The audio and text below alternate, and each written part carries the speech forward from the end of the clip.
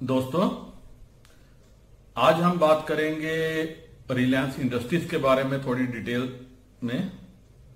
और जो उनका राइट्स इशू आ रहा है ये डिस्कस करने की कोशिश करते हैं कि क्या वो राइट इशू आपके लिए अच्छा है, क्या आप उसको सब्सक्राइब करेंगे। अगर सब्सक्राइब करेंगे तो कमेंट सेक्शन में जाके बताइए कि यस आई विल सब्सक्राइब, और क्यों सब्सक्राइब करेंगे ये जरूर बताइएगा। आगे बढ़ने से पहले मैं आपसे एक बार फिर से रिक्वेस्ट करता हूं, इस चैनल को अपने दोस्तों के साथ शेयर कीजिए, परसुएड कीजिए उनको कि वह सब्सक्राइब करें और लाइक बटन दबाएं, ताकि मेरी जो वीडियोस हैं उनको टाइमली मिलती रहे, नोटिफिकेशन उनको आती रहे। अब मेरा आपसे यह सवाल है कि परसों मेरे कितने दोस्त जो हैं वह रिलायंस का रिजल्ट देख के उसको खुलते ही माइनस करेंगे। यस, माइनस करेंगे, क्योंकि रिजल्ट में भारी गिरावट है। इसको देख के मैं अलग अलग एनालिसिस देख रहा था कि रिलायंस जो है वो नीचे आएगा, गिरेगा, काफी गिरावट आएगी, 10-15% की मंदी आ सकती है। दूसरा, राइट्स इशू में ऐसा क्या है कि आपको राइट इशू सब्सक्राइब करना चाहिए या नहीं करना चाहिए। मेरा पर्सनल व्यू है सब्सक्राइब नहीं करना चाहिए, लेकिन जिन्होंने माइंड बनाया है, जिन्होंने सब्सक्राइब करना है, जिनको लगता है कि रिलायंस की ग्रोथ स्टोरी बहुत अच्छी है, वो सब्सक्राइब करेंगे। बट मैं अपने व्यूअर्स को, अपने दोस्तों को, सबको मशवरा देता हूं कि मुझे इसमें जो है वैल्यू नजर नहीं आती। क्यों नहीं आती वो भी अभी हम डिटेल में डिस्कस करते हैं। लेकिन आपने देखा होगा कि maximum media channel, business newspapers, इन्होंने क्या किया है, रिलायंस के राइट इशू को थम्स अप दिया है। यस, कि बहुत बढ़िया इशू है, 30 सालों के बाद रिलायंस ऐसा इशू आ रहा है। रिलायंस तकरीबन 53,125 करोड़ रुपए इस राइट इशू से जुटाएगा। इसमें कोई अंदेशा नहीं है कि इशू पूरा सब्सक्राइब होगा। अगर आपने, रिटेलर्स ने, किसी ने पार्टिसिपेट नहीं किया तो रिलायंस ने ये पहले ही क्लियर किया है कि वो पूरा इशू जो है खुद ही सब्सक्राइब करेंगे। अपने हिस्से को तो सब्सक्राइब करेंगे, अगर कोई अनसब्सक्राइब पोर्शन रह जाता है तो वो उसको भी सब्सक्राइब करेंगे। इससे उनकी होल्डिंग जो है नेचुरली बढ़ेगी। अब अगर आप फाइनेंशियल रिजल्ट्स जो उन्होंने दिए हैं आप उस पर नजर मारेंगे तो रिलायंस का जो मेजर बिजनेस है ऑयल का बिजनेस उन्होंने क्या कर दिया, उसको सेकेंडरी दे दिया, उसको पीछे कर दिया है। जो उन्होंने एक अपना दिया है रिलायंस इंडस्ट्रीज फाइनेंशियल रिजल्ट्स, ये स्टार्ट किया है जियो से। अगर आप देखेंगे पहले इस पे रिलायंस फाउंडेशन के बारे में थोड़ा सा है कि ये कोरोना वायरस के लिए फाउंडेशन क्या कर रही है। उसके बाद क्या आता है, consumer business highlight digital services. अब रिलायंस इंडस्ट्रीज जो है वह पूरी तरह से किसके ऊपर डिपेंड है, किसके ऊपर उसका फेथ है, जियो के ऊपर, कि अब जो जियो ही इस कंपनी को आगे लेके जा सकती है। उसके बाद आता है second Reliance retail. Yes, Reliance retail. अब दूसरा उनका फेथ है अपनी रिटेल सेगमेंट पे, और जो ऑयल बिजनेस जिसको वो कैश को कहते थे, काफी उनके लिए बढ़िया थी, अब वो सबसे नीचे वाले पायदान पे आ गई है। क्यों आ गई है इस पे हम ज्यादा डिटेल में डिस्कशन नहीं करेंगे। रीजन आप सभी को पता है कि ऑयल इंडस्ट्रीज की इस टाइम पे क्या हालत है, और इतनी वोलाटाइल इंडस्ट्री ये हो चुकी है कि ट्रम्प साहब एक ट्वीट करते हैं तो ऑयल नीचे आ जाता है, ट्रम्प साहब एक ट्वीट करते हैं तो ऑयल ऊपर चला जाता है। जिस इंडस्ट्री में कोई फ्यूचर प्रोस्पेक्ट्स नजर ना आए, जो ऐसी ट्वीट पे भी हलचल करती है, घड़म से गिर सकती है, तो वो एक जो है ऐसा बिजनेस नहीं है जिसपे जो बिजनेसमैन, आज का जो बिजनेसमैन है वो क्या करे, विश्वास करे, और इन्वेस्टर का भी उसके ऊपर विश्वास कहीं ना कहीं डगमगाता है। फोर्थ क्वार्टर में जो रिलायंस जियो का ऑपरेटिंग नेट प्रॉफिट था वो था 840 करोड़, जो इस क्वार्टर में बढ़ के हो गया है 2331 करोड़, तकरीबन 3 गुना। पिछले साल सेम क्वार्टर के मुकाबले, फोर्थ क्वार्टर के मुकाबले 3 गुना हो गया। और रिलायंस रिटेल्स के नंबर भी काफी अच्छे हैं। 35% CAGR की ग्रोथ से जो है रिलायंस रिटेल जो है वो ग्रो कर रही है। और अभी जो है कोरोना वायरस ने जैसी अपॉर्चुनिटीज मार्केट में लाई हैं, उससे इनके जियो प्लेटफॉर्म में काफी ग्रोथ की संभावना जताई जा रही है, जो ऐसा कंपनी का और सबका मानना है। बट मेरी सोच इससे बिल्कुल थोड़ी सी सेपरेट है। आइल जो है वो लॉन्गर टर्म जो इनको प्रॉफिट दिया है, जियो दे पाएगा नहीं दे पाएगा, रिटेल दे पाएगी नहीं दे पाएगी, इस पे हमें क्या है कि एनालिसिस करने की जरूरत है। As far as myself is concerned, हमारी कंट्री की जो कंडीशन ऐसी है कि जो सरकार है वो कभी किसी के भी दबाव में आके कभी कोई भी नया कानून जो है वो ले आती है। कल ऐसा ना हो कि छोटे खुदरा व्यापारियों को बचाने के लिए सरकार क्या करे कि रिटेल इंडस्ट्री पे क्या करे, कोई नया कानून लेके आ जाए।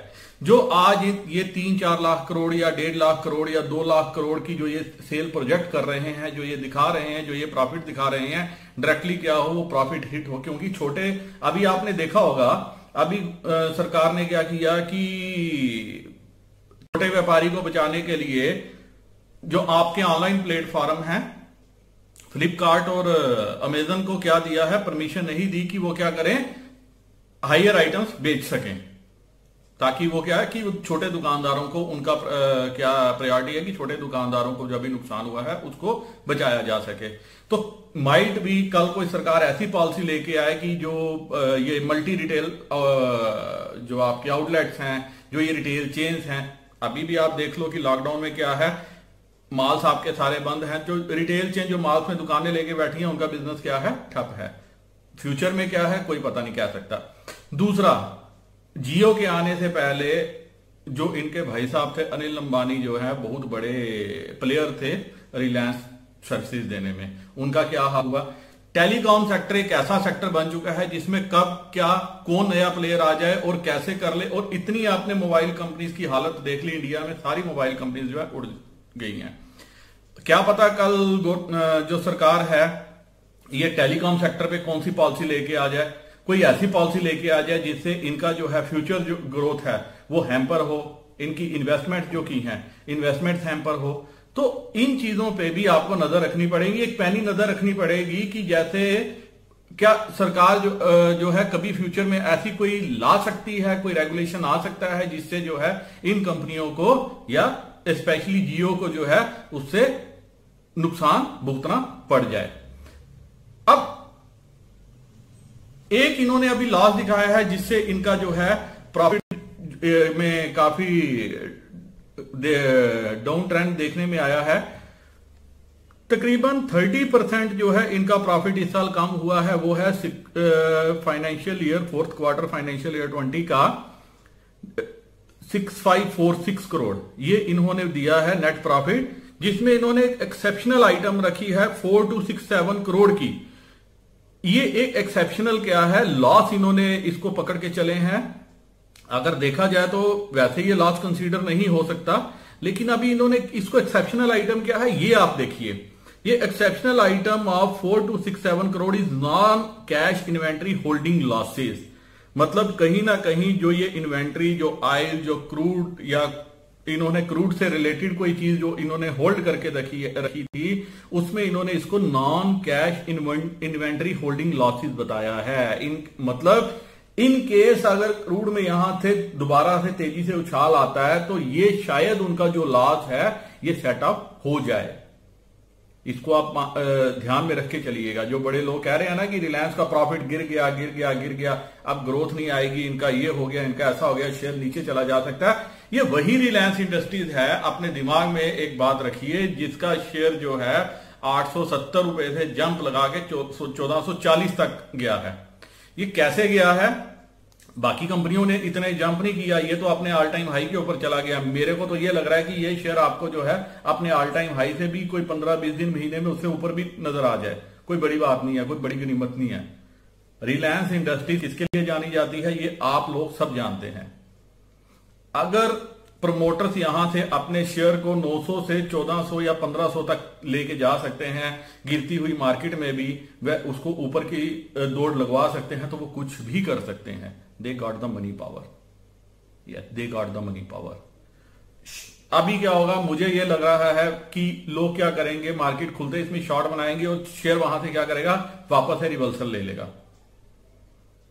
भाई साहब, अंबानी साहब ने अगर सोचा होगा कि मैं राइट्स इश्यू ला रहा हूं, कुछ तो दिमाग में सोचा होगा।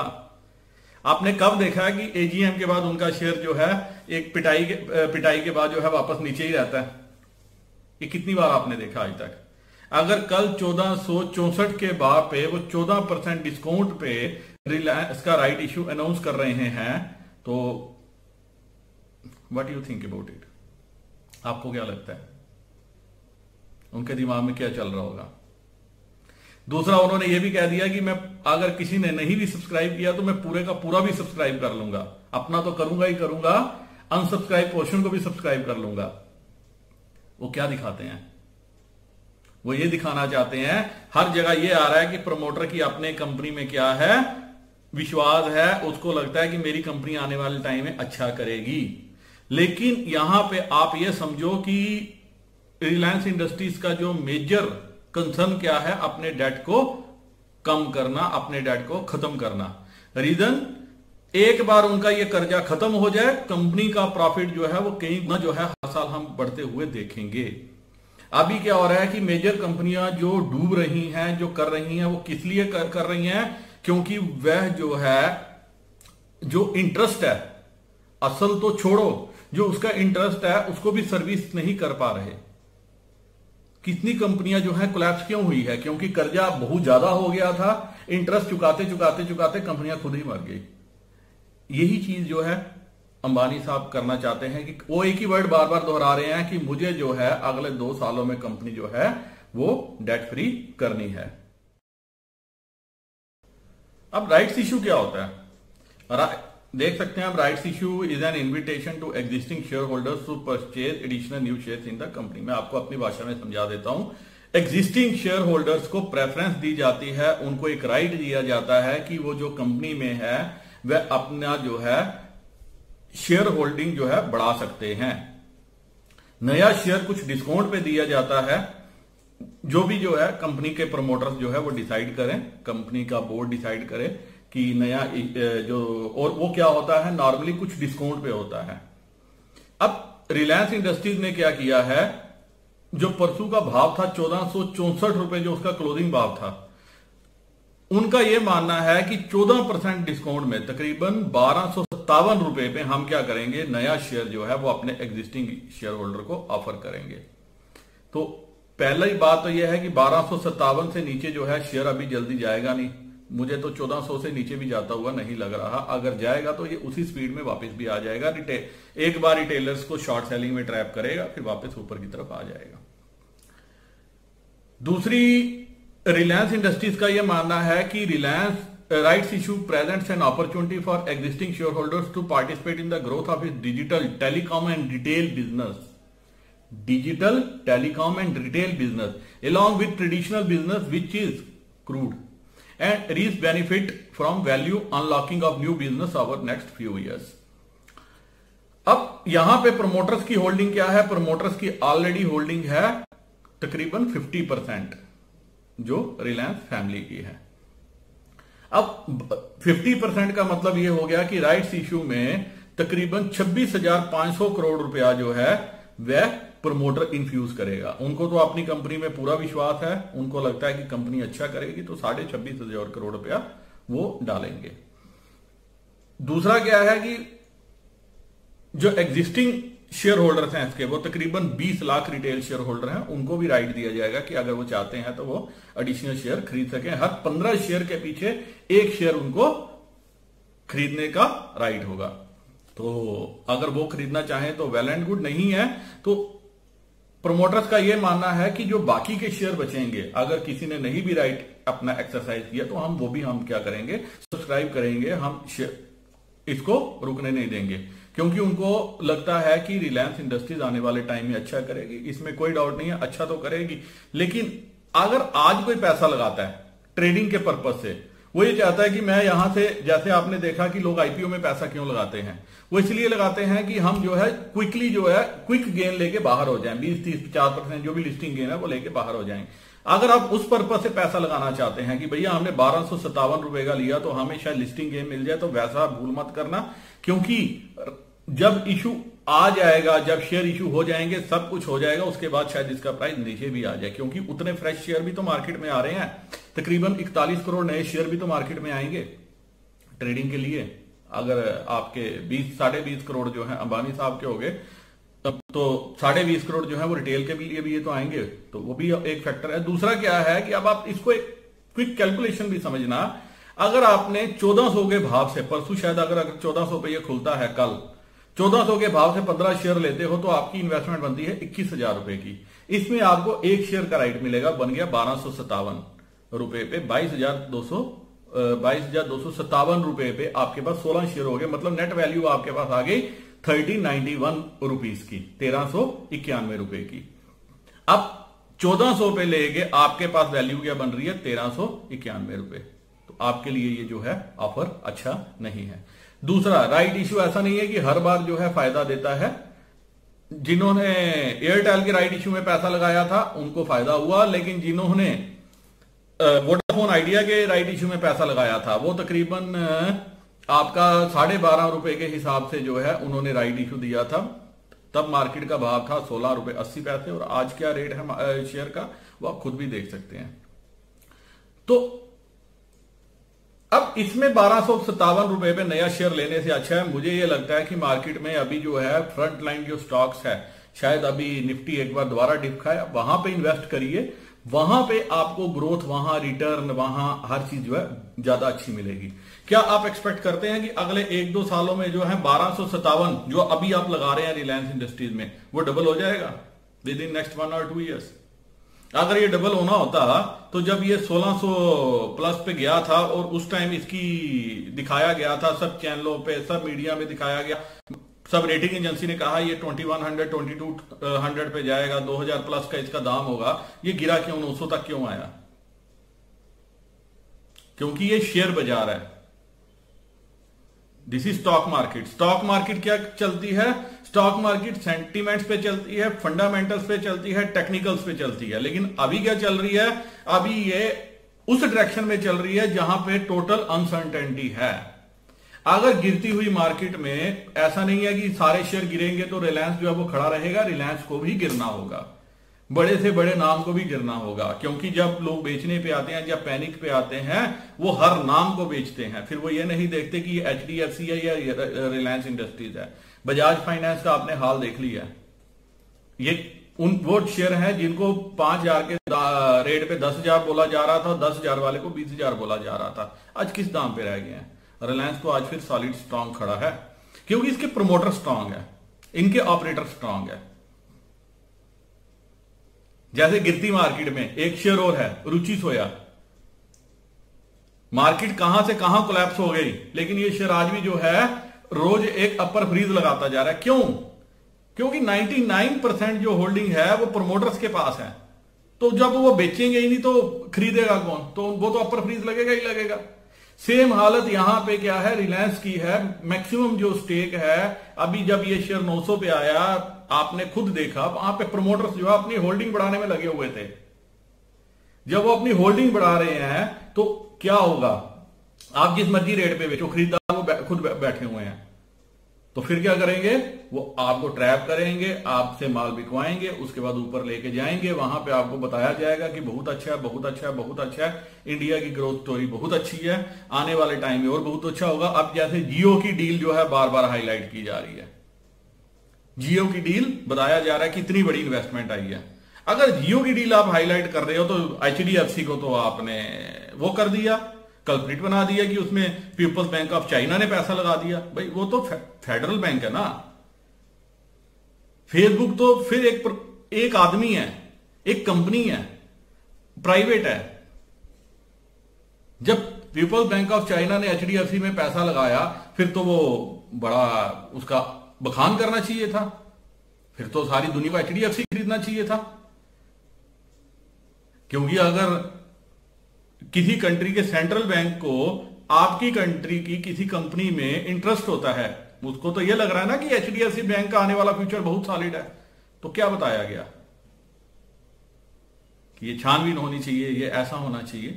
तो मेरा ये मानना है कि राइट इश्यू जो है अच्छा है, लेकिन अगर आपको लगता है कि साल 2 साल में अगर रिलायंस इंडस्ट्रीज जो है आपका पैसा डबल करने की कैपेसिटी रखती है तो आप जरूर सब्सक्राइब करिए, नहीं तो ऐसे भरमार पड़ी है।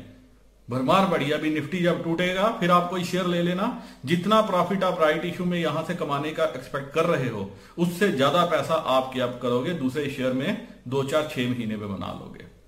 इसी के साथ दोस्तों मैं अपना ये वीडियो खत्म करने की इजाजत चाहता हूं। उम्मीद है कि आपको एनालिसिस पसंद आएगा। अगर आपको पसंद आएगा तो लाइक कीजिए, शेयर कीजिए, सब्सक्राइब कीजिए, अपने दोस्तों के साथ शेयर कीजिए, ताकि कोई भी जो है वो मेरे हिसाब से जो ट्रैप है, जो एक बताया जा रहा है कि इस गिरती हुई मार्केट में इतना बड़ा इशू आ रहा है, इस ट्रैप में ना फंसे।